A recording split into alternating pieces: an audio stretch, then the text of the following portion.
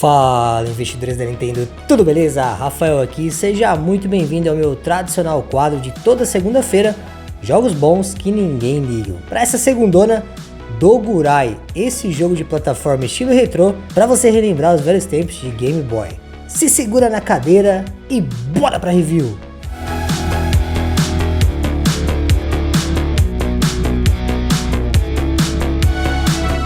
Lançado no ano de 2019, desenvolvido pela Killbyte, Dogurai é uma plataforma aventura no estilo retrô, mas não qualquer estilo retrô, pessoal, e sim o Game Boy. O game se passa em um futuro distópico, onde as forças policiais e o exército são substituídos por robôs, e o criador dessas forças simplesmente enlouqueceu e decidiu dominar o mundo. Agora, Bones, o nosso personagem, que é um cão samurai aposentado, deve lutar sozinho contra essa ameaça. E como eu disse, pessoal, Dogurai foi feito para relembrar a época de ouro de Game Boy, mas o jogo te permite fazer alguns ajustes no menu de Options. No menu, você consegue escolher algumas cores ali no jogo: azul, laranja, roxo, vermelho e até mesmo preto e branco. E vale relembrar, pessoal, que o primeiro Game Boy ele tinha tela completamente verde. Posteriormente saiu o Game Boy Pocket, que era menor e tinha tela preto e branco, que dava mais visibilidade. E é interessante que você pode deixar tanto como o Game Boy clássico, que é a cor verde que já vem nativa, como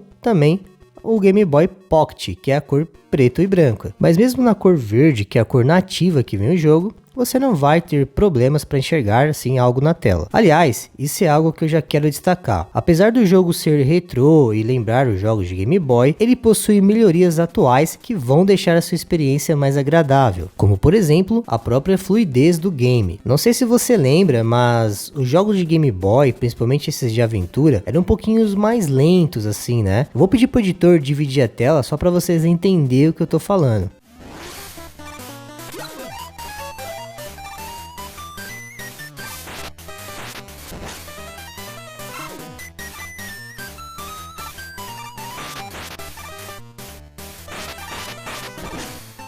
A jogabilidade e física de Dogurai são excelentes e esse jogo tem uma das coisas que eu mais gosto, o famoso pulo duplo. Sério, pessoal, eu acho que todo jogo de plataforma tem que ter esse pulo duplo, porque olha, deixa muito mais gostoso a experiência de ter um pulinho duplo para te salvar ou para você poder aí ter mais liberdade de gameplay na hora de controlar o personagem. Então, se tem pulo duplo, já ganha pontos comigo. Falando um pouquinho das fases, elas são bem equilibradas entre pular nas plataformas e matar os inimigos, tá?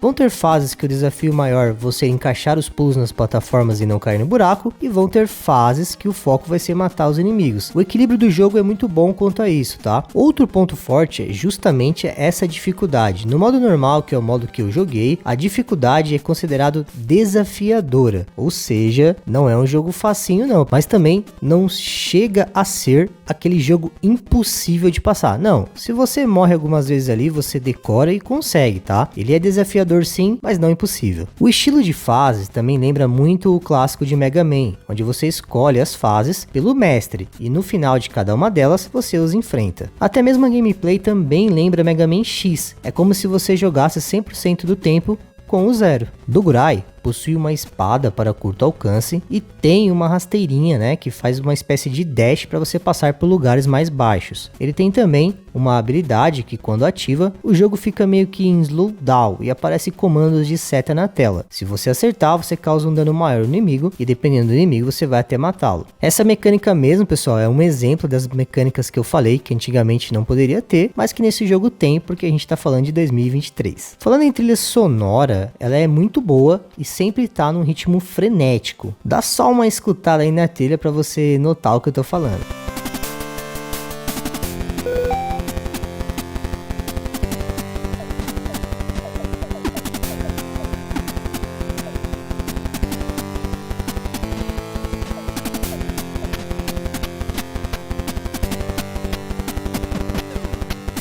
Um ponto fraco que eu achei, pessoal, sinceramente, é que eu senti falta de uma arminha aí a longa distância, tipo uma estrelinha ninja, por exemplo. Tem inimigos que, se você tivesse a opção de dar uma estrelinha a longa distância, causaria menos dor de cabeça aí pro jogador. Não chega a ser um ponto crítico, mas poderia colocar assim uma estrelinha aí para completar que você é um ninja verdadeiro, né? Mas tudo bem. Fora isso, dentro da proposta de ser um plataforma estilo retrô, lembrando aí os Game Boys clássicos, ele faz você viajar no tempo e ainda traz uma experiência agradável de hoje em dia, pois até mesmo no meio das fases tem checkpoint, que não era algo habitual para aquela época. Ou seja, o jogo é muito bom e a minha recomendação de compra de 0 a 10 é nota 7. E só leva a 7, pessoal, porque eu entendo que esse game aqui ele tem um estilo próprio que não é mais para todo mundo, né?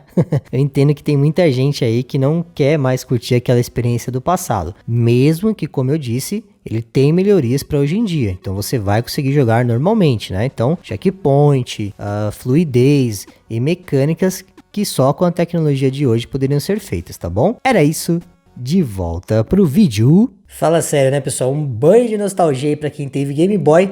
Jogo muito bom. Vale dizer que ele é indie brasileiro, então a gente precisa valorizar, né, esse tipo de projeto. Ele não está na eShop BR, tá? E por que disso? A minha teoria é que quando ele foi lançado, a 2019, ainda não existia eShop BR, por isso os produtores não conseguiriam, né, viabilizar o projeto disponível para eShop BR. Mas aí o jogo ele é brasileiro, né? Então vale a pena a gente ir lá e valorizar também esse tipo de trabalho. Obrigado a todo mundo que ficou até aqui, um beijo no coração. Lembre-se sempre, tamo rico. Fui!